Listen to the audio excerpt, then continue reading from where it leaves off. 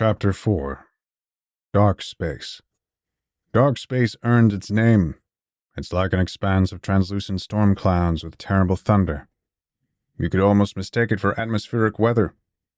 Except those clouds are not water vapor and those flashes of light are not lightning. They are exotic matter from another layer of the universe. Ships can travel through this subdimension and shorten journeys that would take centuries to mere months. However, every use of the Ibis engine shreds space-time, opening breaches for the storm to pour through into real space. And so starships are required to travel the edges of the star system before entering and exiting FTL. On approach, it looks like a great maelstrom of dark energy slowly enclosing in on civilization. While that sounds frightening, the dark space that has leaked into galaxy still constitutes a fraction of a percent of the total vacuum. I'm told it will take billions of years before the overuse of Ibis FTL will begin threatening star systems. If we're not out of the galaxy by then, we're probably already extinct. And in the meantime, dark space has a useful role in scrambling sensors. It's the travel you choose if you prefer to keep quiet and out of sight. Space travelers are often warned not to look too long into these storms. They say it drives you mad after a while.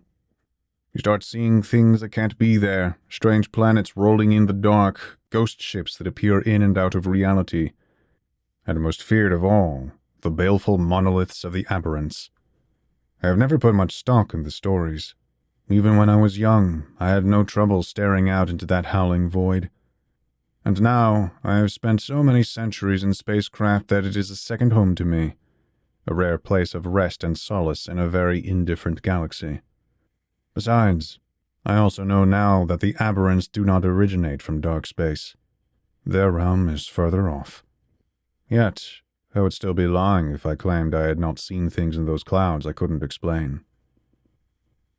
English had difficulty persuading me to go to the medical bay again. After seeing Tut and the surgery suite, the last thing I wanted was to enter that room again. Even when she said the Belazar wouldn't be there, I had my reservations. In the days following my entrance onto the ship, it was still a new thing, learning to trust. The Mansa were simple to understand, and they never lied, at least not to the lowly Xeno-Urtaf. These new aliens had not lied yet, but my understanding of deceit had radically awakened with their arrival. I did not understand them, and so there opened a whole new range of miscommunication that I had long theorized but never seen in practice.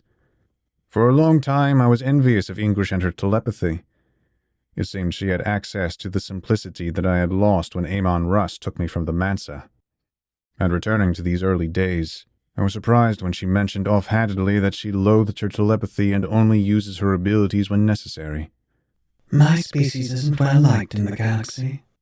We're barred from stepping on many worlds. Even among our own people, we seldom form friendships or lasting bonds, she said. Why? Because we see others completely, and that means we see them often at their worst.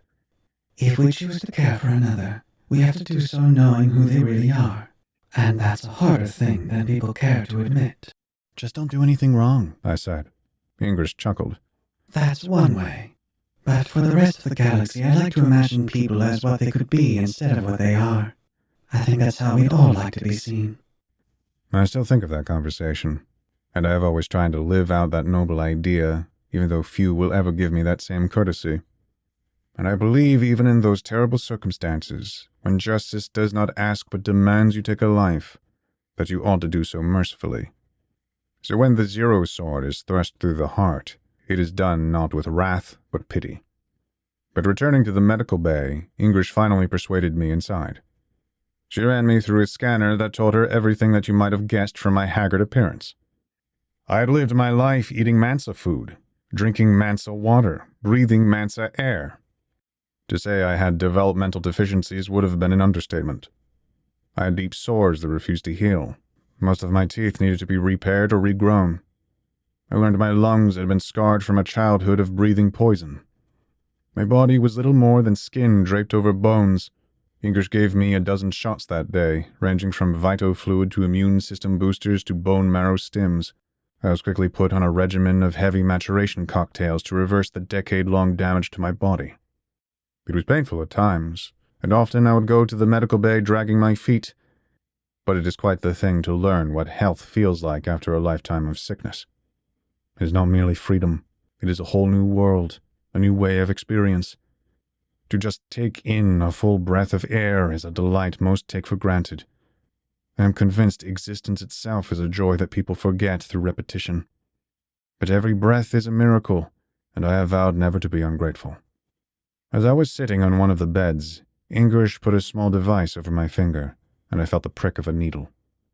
I was in a sour mood, and it made me all the more irritated.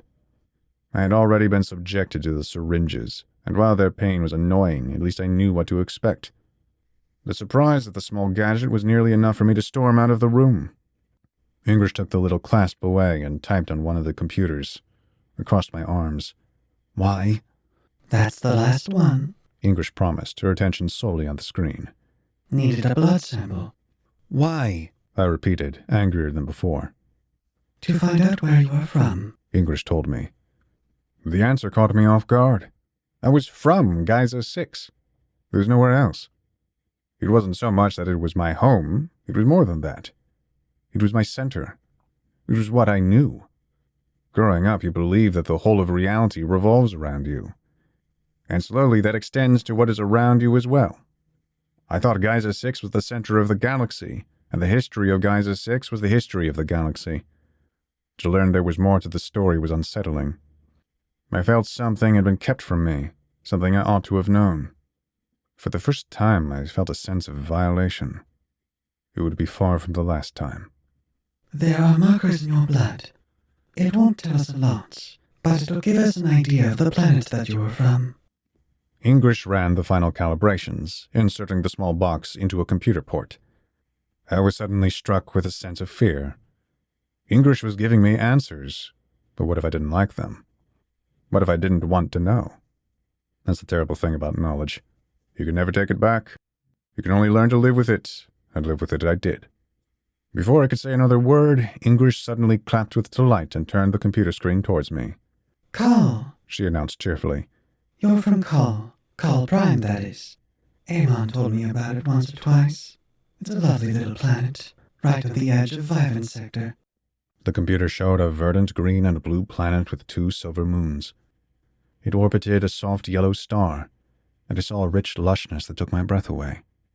I did not know the word for garden then, but that is how I would have described Call. Pictures popped up on the side that showed splendorous white buildings rising out of thick jungles. I saw many open lakes with crystal clear water. There were so many colorful plants and animals that I could have spent all day asking Ingrish for their names. I wondered immediately what my life would have been like if I had grown up there instead of Giza 6. My heart pounded with excitement of the prospect of going there one day. Is that where? I fumbled for the correct language. I still had difficulty pronouncing the word for human. The rest of me are? The excited smile flickered darkly for a moment on Ingrish's face, and she hesitated with an answer. Well, maybe, I guess you could say it's... No, they're not. Amon appeared in the doorframe outside. I nearly jumped up from the bed in surprise. I had no idea if he had been eavesdropping, or if he had happened down the hall. It was always impossible to tell with the man. He had a gift for not announcing his presence unless he wanted it known. Ingrish stood up and thumbed her webbed hands nervously. You ran him through the scanner, correct? Been putting this off, but he's not simple, is he? Amon asked boredly. I had no idea why Amon was asking how mechanically complex I was, but I supposed there was a meaning and was not picking up. There's nothing wrong with his brain, just an insect's upbringing, Ingrish answered. That's good. Amon walked over to the computer screen depicting Call. I would have had to take him to sanctuary otherwise. Still might. I haven't decided. There's just not a good place for kids anymore. I don't know if they would even take him. You should keep him. He's bright, you'll see, she told Amon. Well, he's not going anywhere for the time being. Amon put a finger on the computer screen, right where the planet was being shown.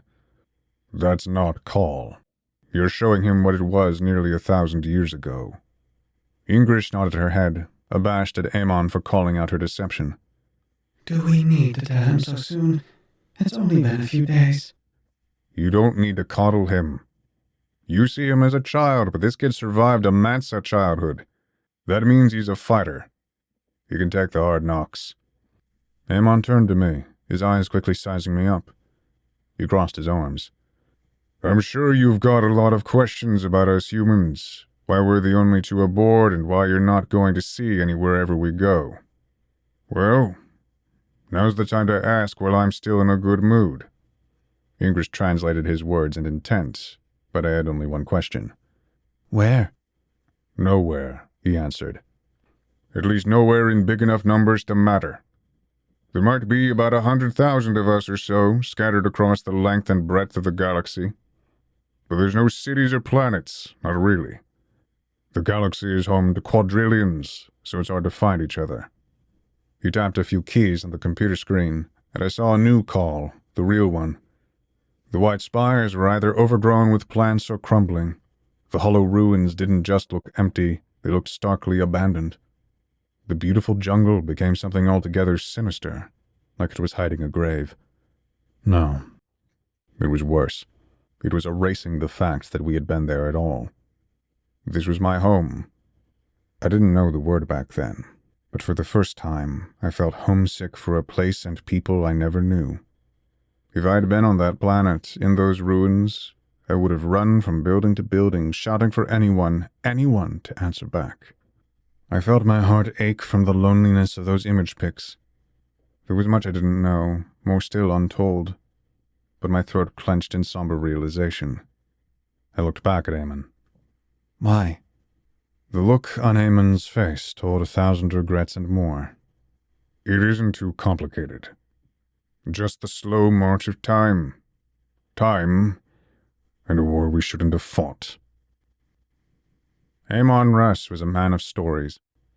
He never liked to tell them, but you could see that they were there, etched in every wrinkle and scar on his weathered face. His pale blue eyes never seemed to be looking at you, his mind constantly distracted by what must have been countless memories. He was the kind of man who had 1,000 friends and twice as many enemies, forlorn loves born across the galaxy and one heartbreak that he always carried with him. He was the kind of man whose anger was as wrathful as a star, and whose sorrow was as bitter as the loneliest of tomb worlds. He was a man who knew too much but had lived too late. If you knew him, you probably only knew the indifferent and insensitive warrior. If you knew him like I did, you would know he was a man who cared too much, and every night he was counting all his mistakes. His rough features spoke clearly of the battlefield, and not the glorious sort, but also not the kind a good man ought to walk away from. His silver goatee and hair was just losing the last of its brown color, yet he was remarkably lean, and he looked strong enough to wrestle with a Gruk.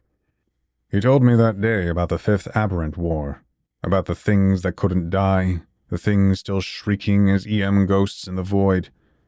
But even before that, mankind was dying. We had been the masters of the galaxy, the first to conquer the stars, and it was that victory which defeated us. As far as humanity was concerned, we had created utopia, and we died in the fires of that utopia. By the billion, we bled over the long centuries, and we thought nothing of it. Our long lifespans were frittered away for the sake of blind pleasures, and it was often so ugly that even now I shudder to think of how low a species can fall. But I will spare you the more awful details. They should be easy to find for the curious anyway. For this account, you only need to know humanity fell into the most awful depravity. Many sterilized themselves, made themselves into willing eunuchs for the sake of the ecstasy plugs. They dedicated their efforts to building great ships and even whole planets for nothing more than base indulgence. Some were as extreme as to opt for euthanasia, trying to ascend into a digital consciousness, which was in fact no true consciousness. Over thousands of years, our numbers dwindled until we held nothing more than a few planets, populated by the few who remembered our past glories. We had the most powerful ships and weapons, but they didn't matter without the numbers to use or maintain them. Whole battle fleets fell into disrepair or were sold off to the highest bidder. And whenever we fought, every loss whittled away the fewer and fewer people we had.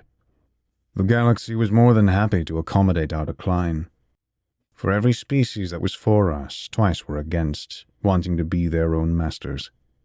Where we once walked with our heads held high, we hid in the shadows, fearful of attracting unwanted attention. Yet still we won every war we fought, except the last one. Then we were blown away like dust in the wind. Amon had been born on the cusp of the end centuries ago now. He was there for all of it, and he was there for everything that came after. The galaxy knew him as the hero of the Battle of Perseus, a young, daring pilot who single-handedly took down an aberrant cruiser with nothing more than a fighter and a singularity bomb. From pictures of his younger days, he looked as though he could take on the whole universe. But I never knew that man. I only knew the man he became to me. He was my father.